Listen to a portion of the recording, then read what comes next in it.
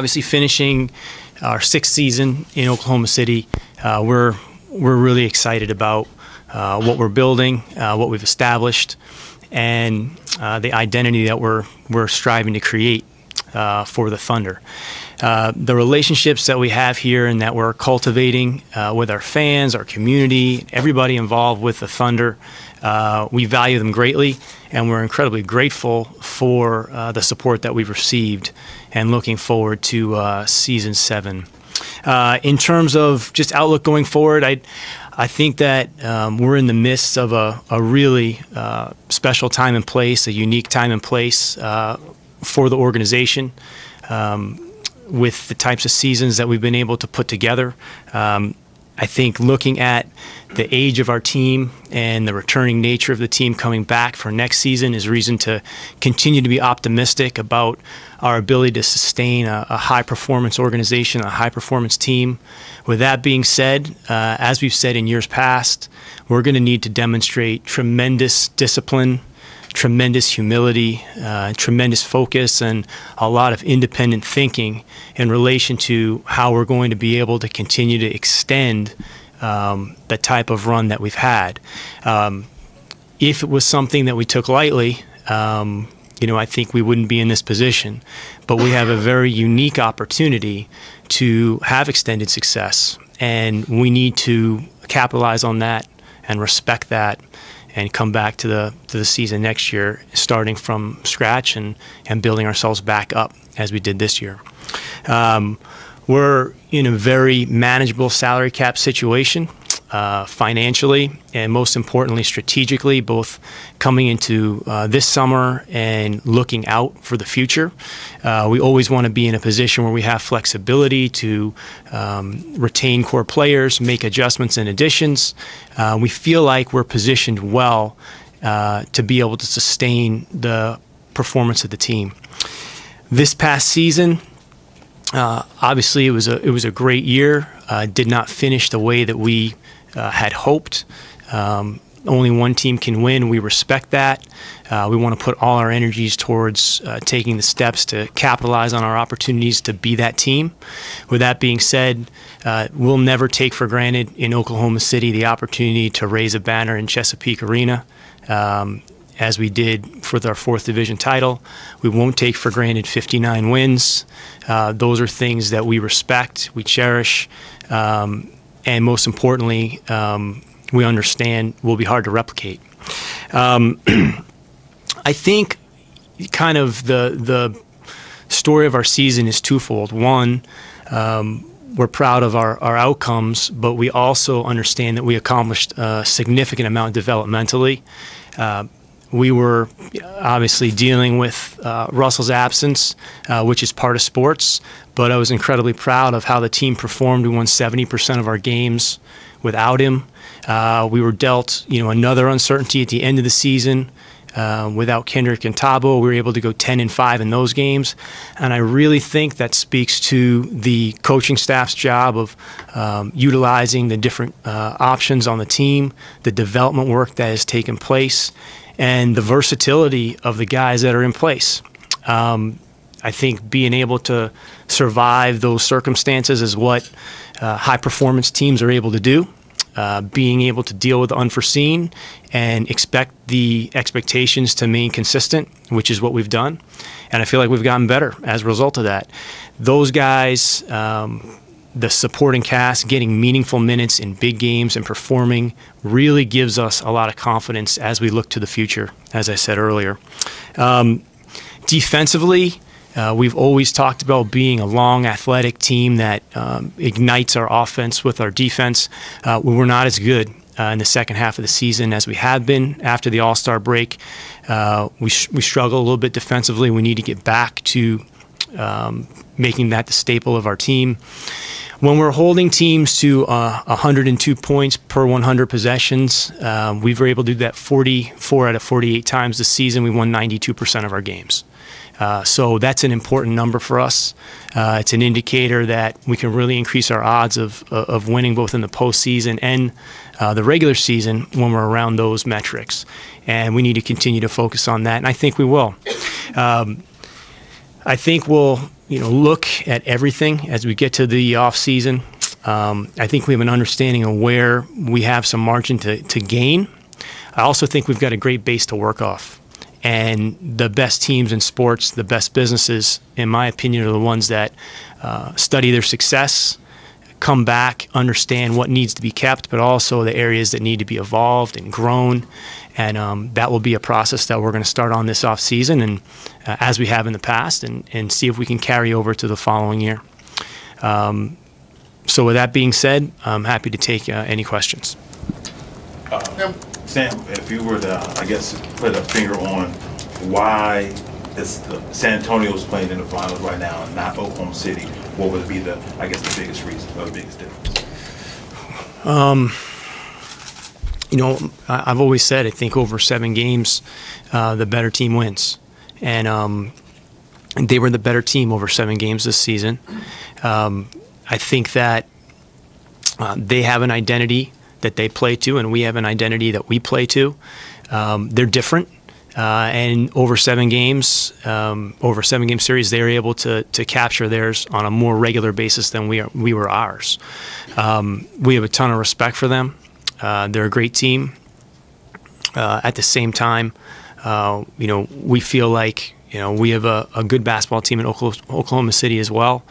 But they made plays at the end of games, and were able to capture their identity on a more regular basis than we were. What's the biggest area you think all season, either through drafting, acquiring players, or just getting better with existing players? What's the areas you need to get better at?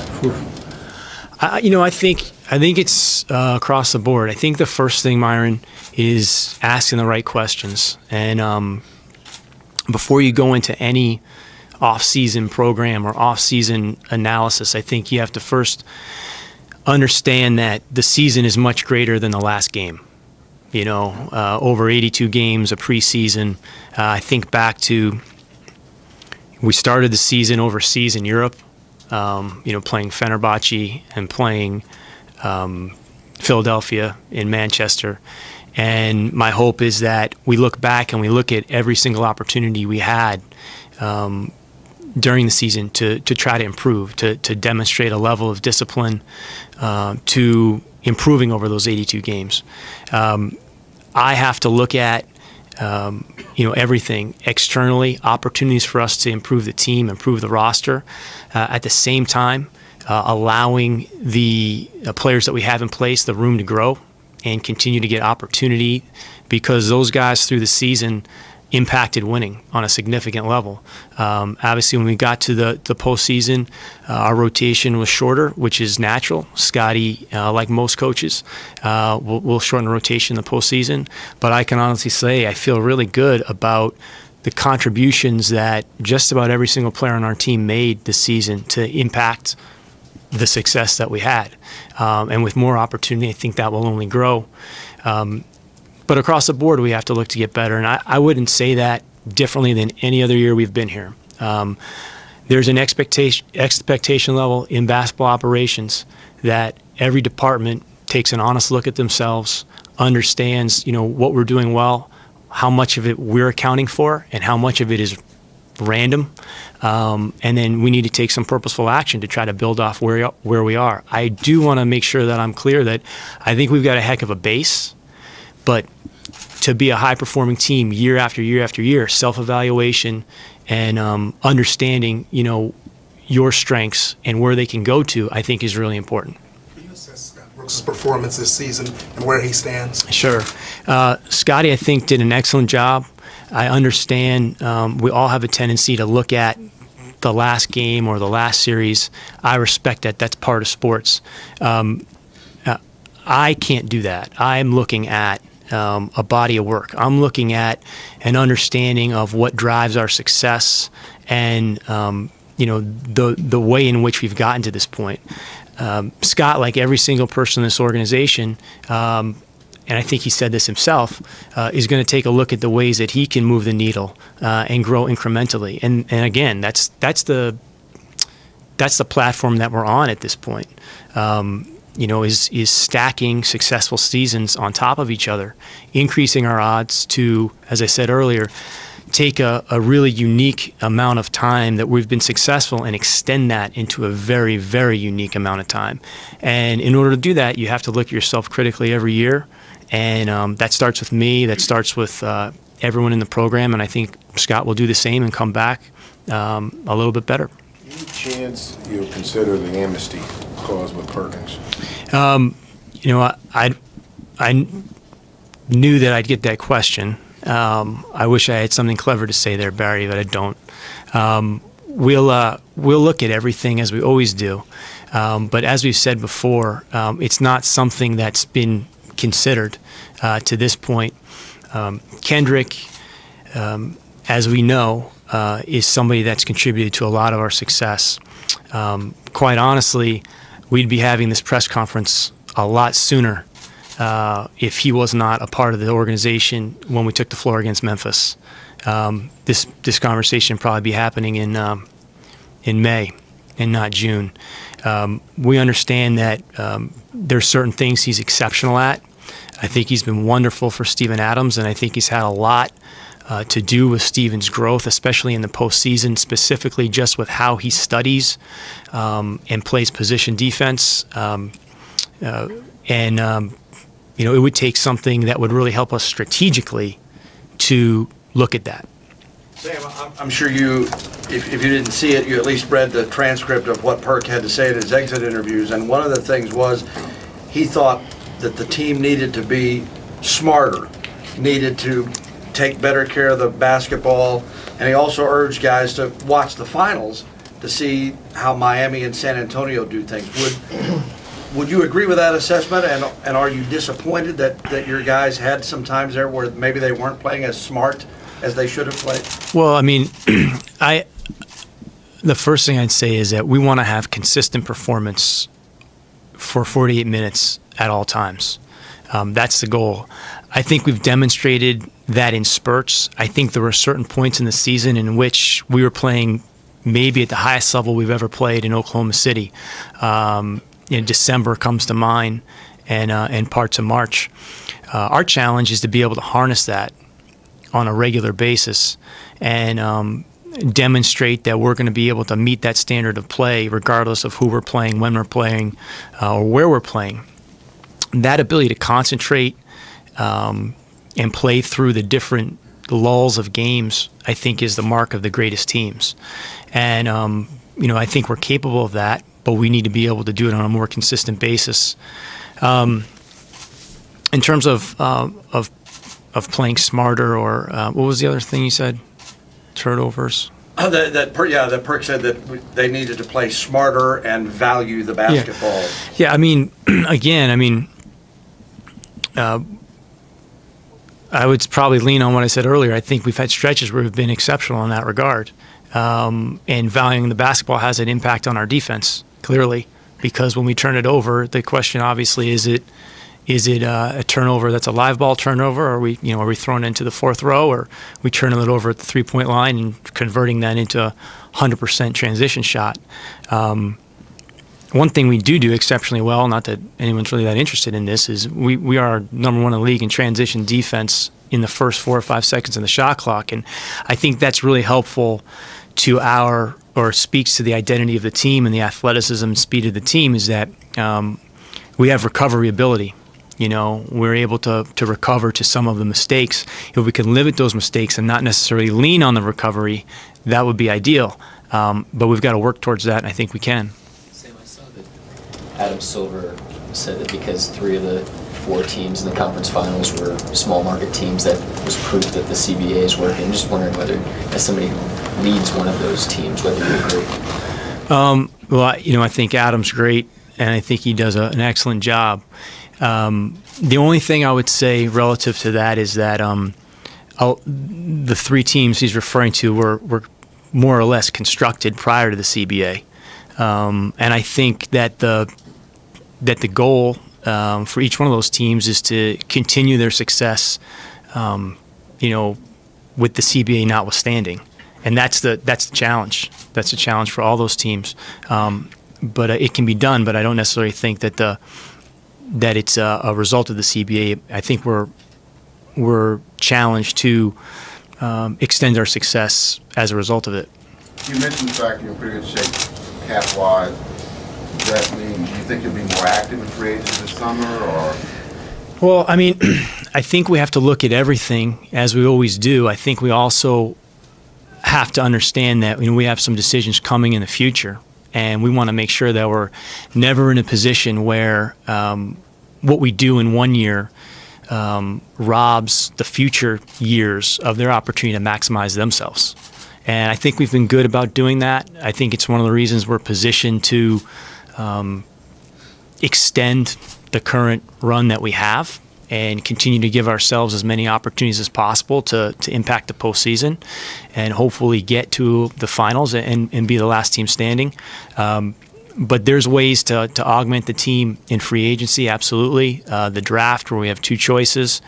And then again, I think as was the case with Jeremy Lamb last season, sometimes improvement comes without addition. And sometimes addition can create what's called compression. And my job is to calculate how we best get the most out of the team so that the coaches have as many options as possible to build the deepest team and put players on the floor that are going to grow throughout the season and probably throughout the years. Sam, you mentioned one of the future decisions you have to make. How high on your priority list this offseason is Reggie's contract? Well, Reggie obviously is a guy that we think highly of. He's come through the program. He's been given a myriad of opportunities, some by design and some out of necessity. And I think he's worked his way through all of those admirably. We're able to have conversations with him starting July 1st. Generally, these things don't happen in July, and the trend now is that they don't necessarily happen even by the October 31st deadline. But we are going to make a concerted effort to try to work something out with him that works for everybody. If that doesn't happen, then we'll pick the conversations up the following summer and see where that leads us. You wouldn't necessarily trade him. That's not something that we're considering, no. What's your idea of Reggie's future? You talked the other day about he'd like to be a starter, he'd like to be a point guard. Right. There's probably a spot for him to start, probably not a spot for him to be the point guard. Right. What are your thoughts about his future? Well, I mean, you've heard probably everyone say before that every player wants to start. So let me put that out there in front of you first.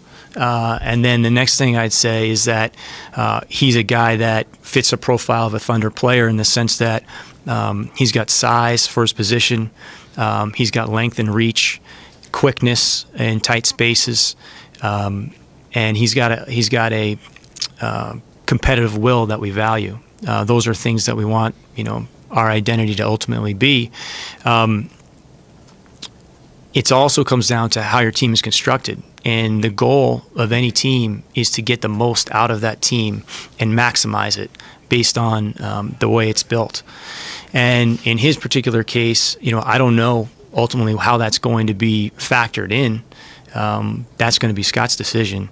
However, at the end of the day, I think Reggie would agree, we have to do what's best for the team, whether that's starting, coming off the bench. I think we've always made our decisions based on how to get the most out of what we have and how to put everybody in position to be successful and play to their strengths. Sam, your three unrestricted free agents and Hasheem, what are your plans on those guys? All three of those guys have done good jobs for us. Some of them have been here longer than others, obviously, with Tabo. And we'll have conversations with all of them come July. We're not really at liberty to know too much at this point. Free agency is something that is earned. They've played their contracts to the point where they'll have a chance to look around. They're not restricted, and I'm sure they're going to have plenty of opportunities, and we will as well. But I can say that the group that we had this year was a very special group. To a person, and those of you that are around the team every single day, I do think that you'd attest that is a really good group of people, committed, trying to do the right thing, understanding that we have trials and tribulations over 82 games, but it was a very, very good collection of guys, and that really came through to me during my exit meetings. It's a quality group of individuals, and I was really proud to be associated with them. Will you try to get Tibor or Alex this summer?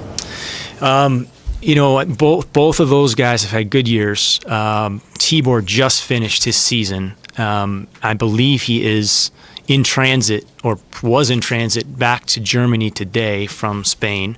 Alex is still playing. And, those are things that we'll take a look at once we get into the July period. A lot of it is timing for them. A lot of it is what they're thinking, and obviously our roster construction, our resources, what we can devote, to different spots on the roster.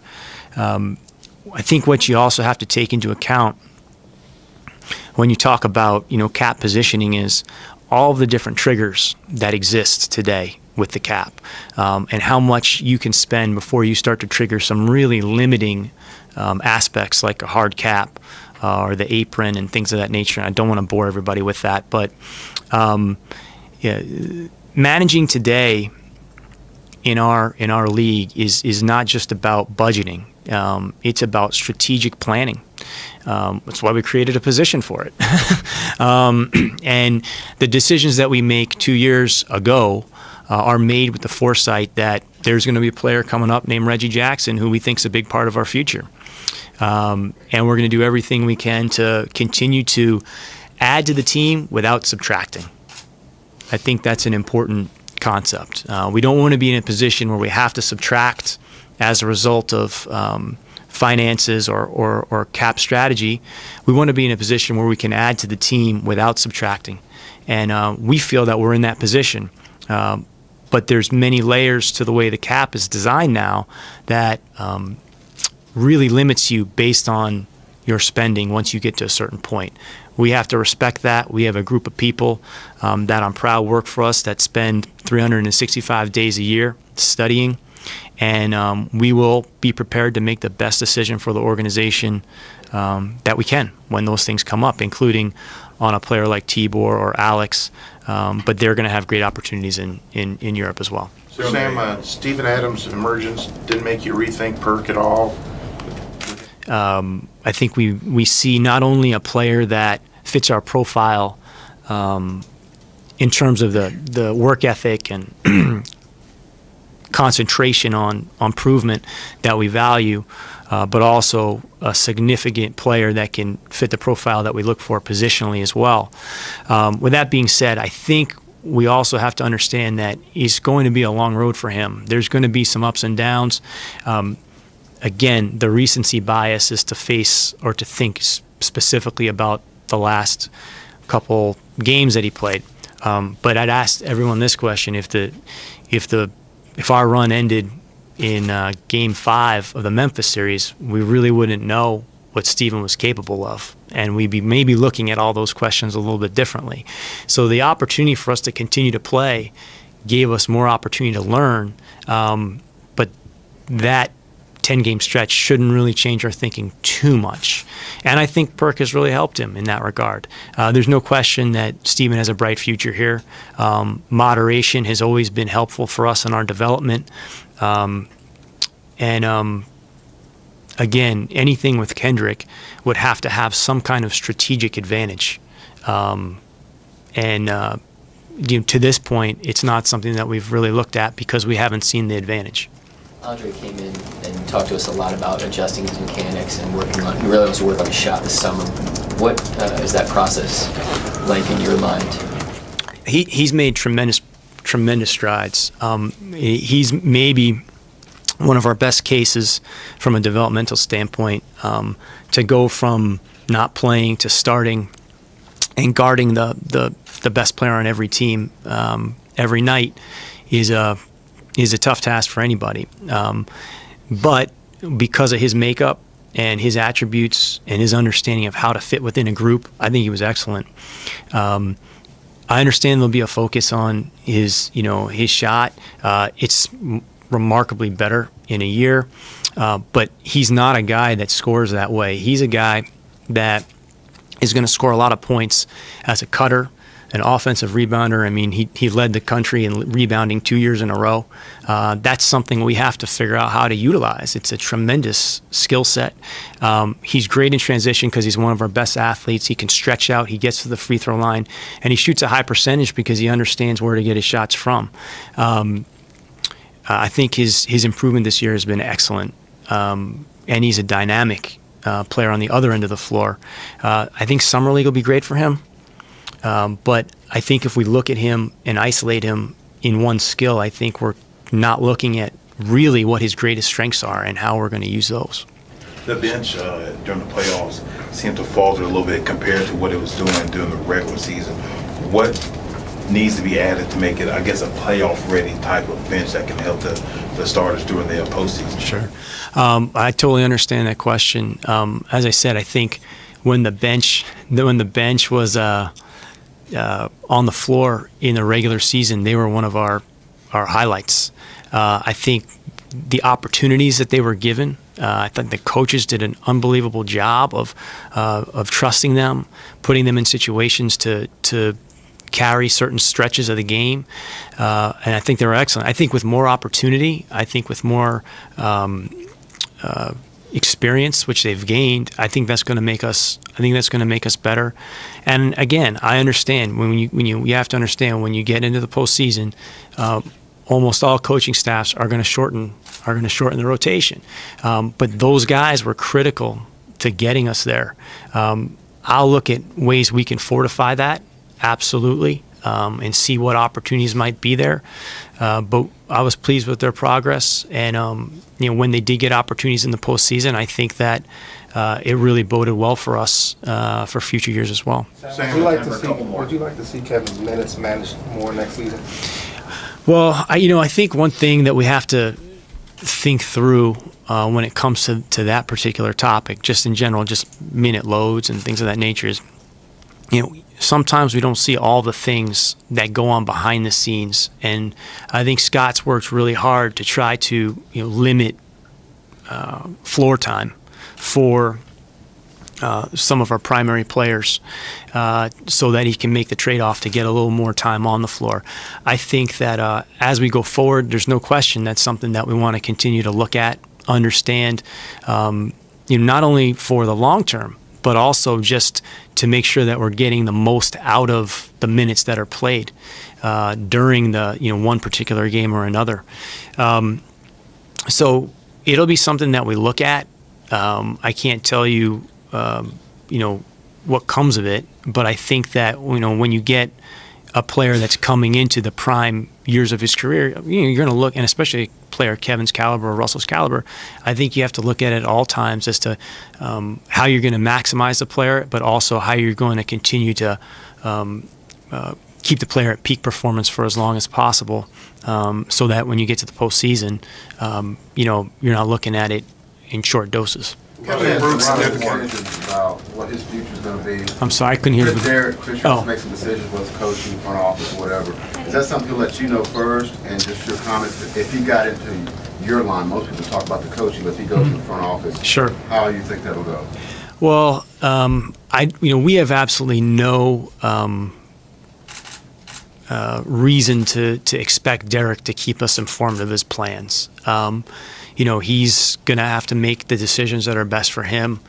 We wish him the best. As with any player that's come through here, we want them to have a fulfilling experience as a professional, but also as a person, and reflect back on their time in Oklahoma City as a chance to do the best work of their career. That's a player or a staff member or anybody. I'm hopeful that he looks at that and he feels like he got better and improved in different ways while he was here. I think he'll be excellent in whatever he chooses to do. I know everyone said that. If he were to do something in the front office, I think he'd do well at that as well. But we don't have a right to know what he's doing.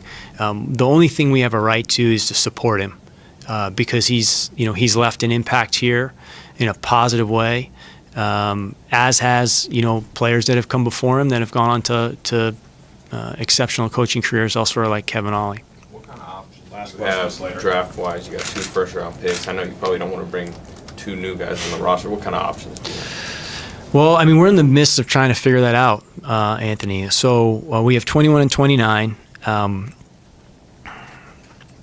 We have to figure out, where the value is.